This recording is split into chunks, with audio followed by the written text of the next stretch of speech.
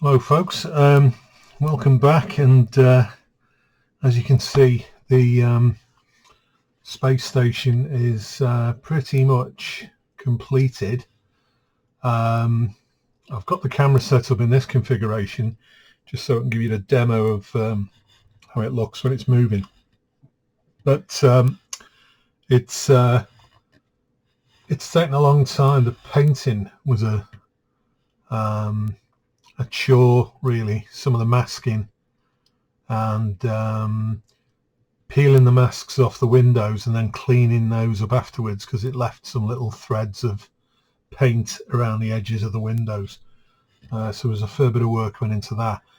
I've done some subtle weathering on it using the where are we? Here it is here. The MIG neutral wash. You know, it's, I think I mentioned last time, it's that kind of concrete color, but it just sort of tones down the bright white.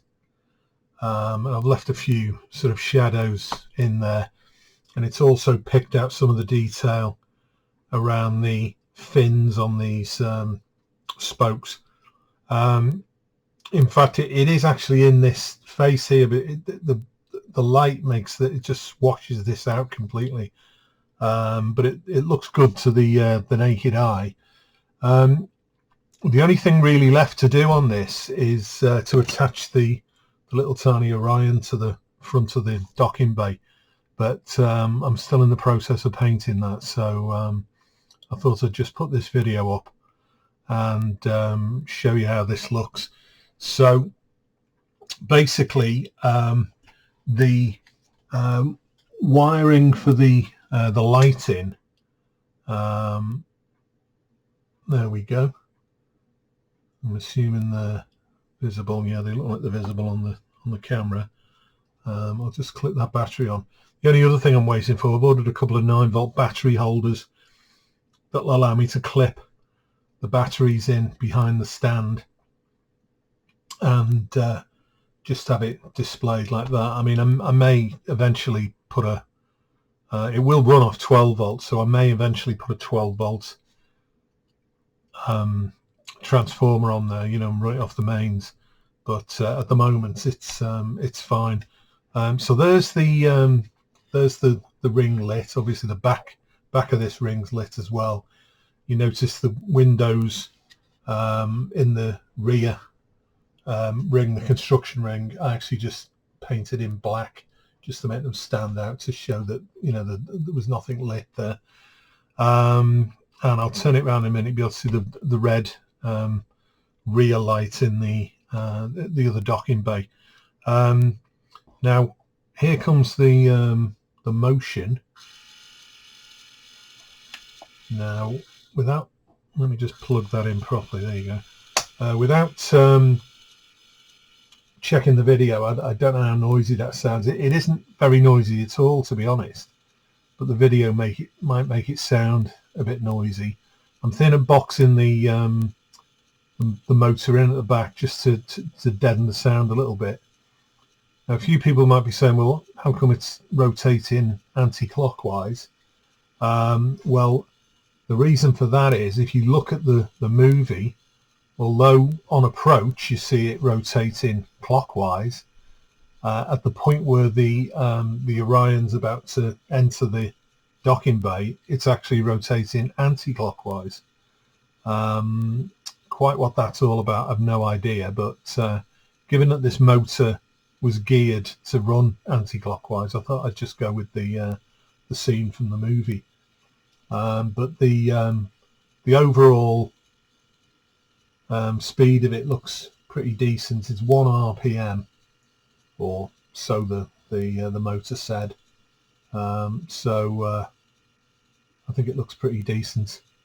If I bring the camera in a touch, and you can see inside, I can get that to stay still. There you go. Let's see if I can get it to focus now. There you go. You can see the inside of the docking bay with the lights around the rim. I did a little bit of weathering in there just to pick out the details so it stood out. You can see the I don't know what they are, radiators or whatever they are, that are painted in just to add a bit of detail so it looks okay. And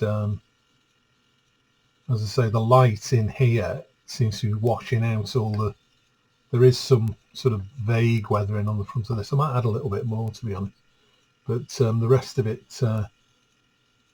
you can see it's not overly weathered. It's just to allow for some let's set up again. Let's get it to focus.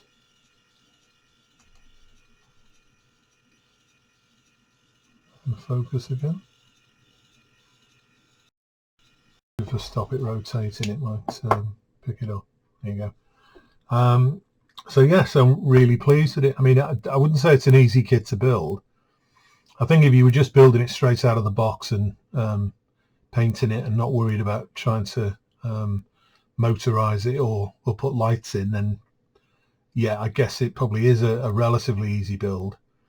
But I'm happy the way it looks.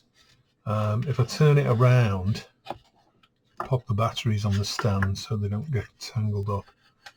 I'll turn it around here and you'll see that you can probably just pick out there's that red glow.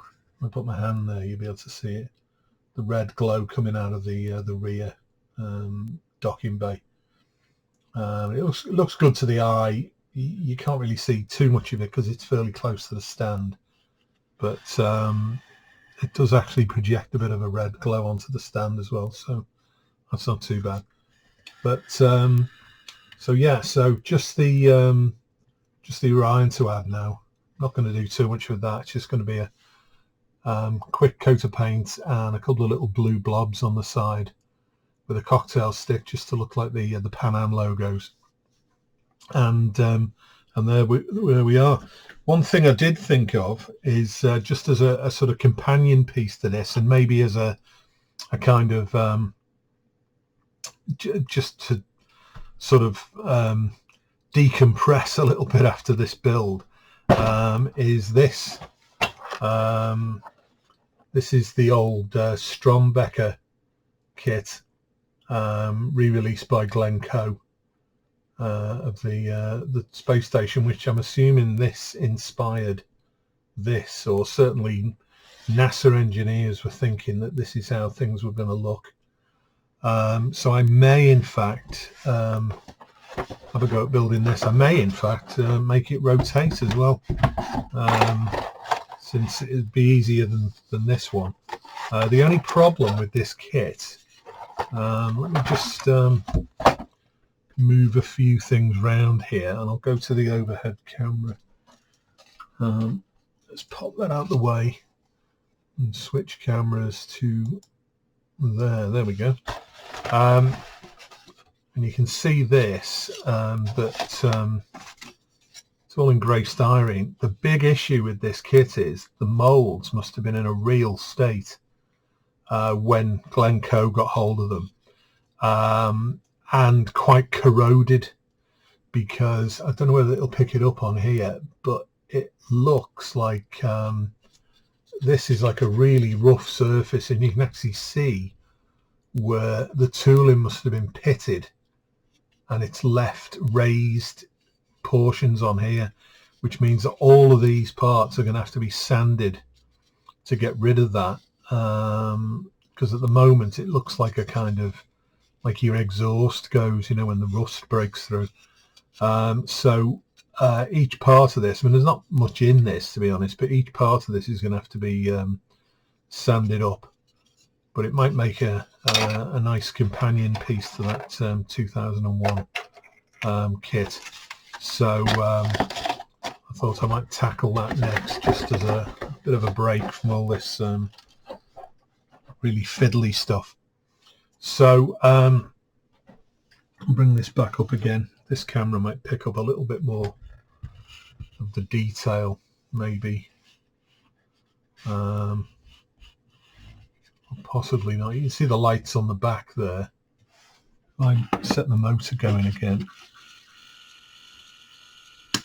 and you get a bit of a shot like the in the movie And as I say, I didn't go overly mad with the weathering, but I just wanted something to pick out some of the details so that it didn't look like a toy.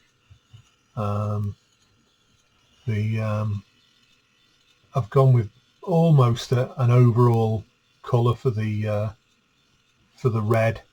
It was actually just red oxide primer that I sprayed it with, and then I touched in odd panels of it with a Revell, like a kind of brick red colour. But to be honest, you can't really see that much difference in it.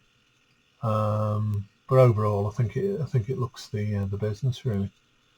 So so yeah, just a short video this time, but I've moved on a bit with the bigger iron that I'm building. I kind of left it for a while because I was struggling with the seams on it and they were just driving me mad, but I've dug it out again now, but really inspired by this really.